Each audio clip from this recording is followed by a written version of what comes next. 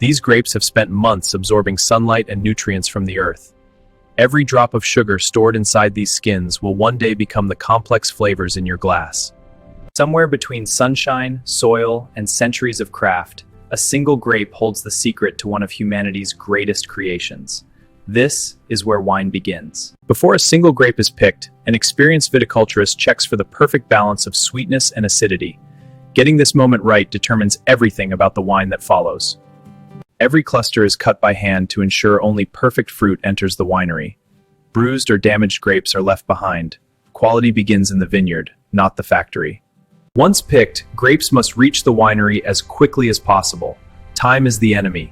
Heat and oxygen begin changing the fruit the moment it leaves the vine. The moment grapes arrive at the winery, the clock starts ticking. Every decision made in the next few hours will define the character of the finished wine. A rigorous sorting process removes anything that doesn't belong. Every leaf, every underripe berry, every piece of stem that passes this table affects the taste in the bottle. Modern wineries use optical sorting technology that inspects every single grape with a high-speed camera. No human eye can match this level of precision quality control.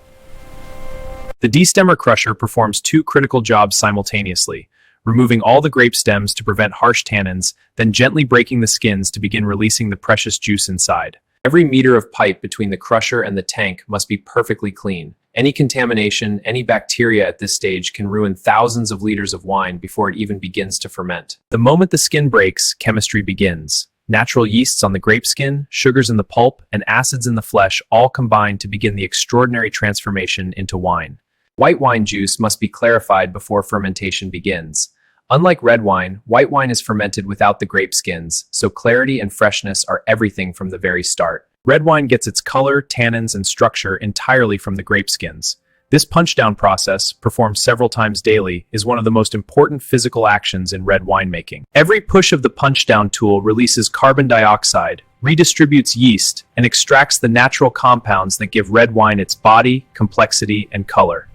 The pump-over is the red winemaker's daily ritual, pumping wine from the bottom of the tank and showering it over the skin cap to extract every possible molecule of color, flavor, and structure. Behind every great wine is a rigorous science. Winery chemists monitor dozens of chemical parameters around the clock during fermentation: sugar, acid, alcohol, temperature, keeping the transformation on its perfect course. Temperature is the winemaker's most powerful tool during fermentation. Too warm and the wine develops cooked flavors. Too cool and the fermentation stalls. Every tank demands individual attention. For the world's finest white wines, fermentation happens inside individual oak barrels. The wine absorbs complex flavors from the wood, vanilla, toast, spice, while developing a richness impossible to achieve in a steel tank. Inside this tank, billions of yeast cells are consuming sugar and converting it into alcohol at a rate that releases enough carbon dioxide to fill a room in hours. This is fermentation, ancient, miraculous, and completely natural. The winemaker's palate is the ultimate quality instrument. No machine can replicate what an experienced enologist learns in 3 seconds of tasting, and it's this human judgment that guides every decision. After fermentation, the grape skins still hold up to 30% of the wine. The pneumatic press applies gentle, even pressure to extract this precious remaining liquid without crushing the seeds, which would add bitter flavors. Press wine is richer and more structured than free-run wine. Winemakers blend precise amounts of each to build a wine's backbone without creating harshness. It's a balancing act measured in liters. A small, precise addition of sulfur dioxide acts as a natural preservative, protecting the young wine from the oxygen that would turn it to vinegar before it ever reaches the bottle. Malolactic fermentation is wine's second transformation. Bacteria convert the sharp, apple-like malic acid into a soft, creamy lactic acid. This is what gives full-bodied red wines their smooth, round texture. This simple paper test has been used by winemakers for decades to monitor malolactic fermentation. Those 3 colored spots represent the invisible chemical transformation that determines how silky or sharp a wine will taste. Filling the barrels is a ritual moment in fine wine production. Each barrel will become a unique microenvironment where the wine ages, breathes, and slowly evolves over the next 18 months. Inside each barrel, wine breathes through the oak wood, absorbing vanilla and spice while slowly releasing water and alcohol into the air. The famous angel's share, 2 to 3 evaporate each year, is the price of perfection. Every barrel tells a different story. The same wine aged in a new French oak barrel tastes completely different from the same wine in a 2-year-old barrel.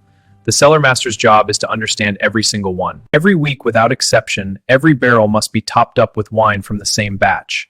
A single air gap left untreated can destroy 6 months of careful aging in a matter of days. Racking, moving wine off its sediment, is done by gravity to preserve the wine's delicate aromatics. Even the vibration of a pump can damage the fragile compounds that make aged wine extraordinary. Spent yeast cells, called lees, are not waste. When stirred back into the wine, they contribute creamy texture and complex yeasty flavors that define the character of the world's finest white wines. Blending is the winemaker's greatest creative act.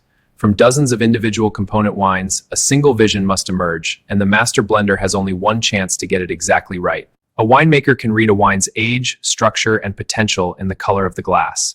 What looks like simply red to most people is a library of information to an experienced eye. Finding agents like bentonite clay act like magnets inside the wine, attracting microscopic proteins that would otherwise cause cloudiness in the bottle. This ancient technique has been used by winemakers for thousands of years. When the trial blend is approved, it is assembled at full scale, sometimes hundreds of thousands of liters. Every pipe valve, every transfer volume must match the master winemaker's approved recipe exactly. Filtration removes any remaining yeast cells, bacteria, or particles that would cause problems in the bottle. It must be thorough enough to ensure stability, but gentle enough not to strip the wine of its character. Cross-flow filtration is the technology that changed commercial wine production forever. A continuous, self-cleaning system that processes thousands of liters per hour without ever stopping or replacing filter elements. Without cold stabilization, tartrate crystals would form in the bottle and alarm consumers who mistake them for glass. This chilling process forces the crystals out before bottling. They're completely harmless, but appearances matter. Tartrate crystals are actually a sign of wine quality, proof that the wine has not been overprocessed and still contains its natural acids. In many European countries, finding them in your glass is considered good luck. Every bottle must be perfectly clean and sterile before it receives a single drop of wine.